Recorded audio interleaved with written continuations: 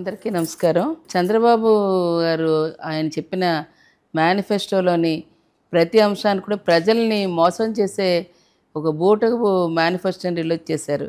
మరొక శ్రీలంక సోమాలియా అయిపోతుందని చెప్పి మాట్లాడిన చంద్రబాబు నాయుడు గారు ఈరోజు ఏ విధంగా 1,21,618 కోట్లు అదనంగా ఈరోజు పెట్టి అన్ని ఫ్రీ అని చెప్పి ఈరోజు మళ్ళీ ఆయన మేనిఫెస్టోలో పెట్టి ప్రజల్ని మరింత మోసం చేసేందుకు ఈవేళ సిద్ధమయ్యారు. ఇంటికి ఒక ఉద్యోగం, 3 సెంట్ల స్థలం, నిరుద్యోగ భృతి, అలాగా ఆడపిల్ల పుడితే 25,000, ప్రతి ఒక్కటి, రైతుకి రుణమాఫీ, మహిళలకి రుణమాఫీ, బంగారం విడిపించి ఇస్తా ఉండడం, ఇలాంటి ప్రతి ఒక్కటి చెప్పి ఒకటైనా అమలు చేశాడా ఒకసారి ఆలోచన చేయండి.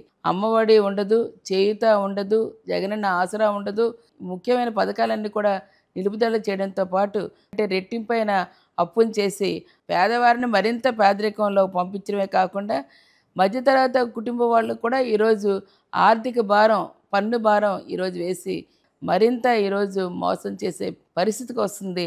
దయచేసి దీన్ని గమనించండి. రేపు ఎన్నికల్లో మీ ఓటు ద్వారా తీర్పునివ్వండి అని మీకు పిలుపునిస్తున్నాను.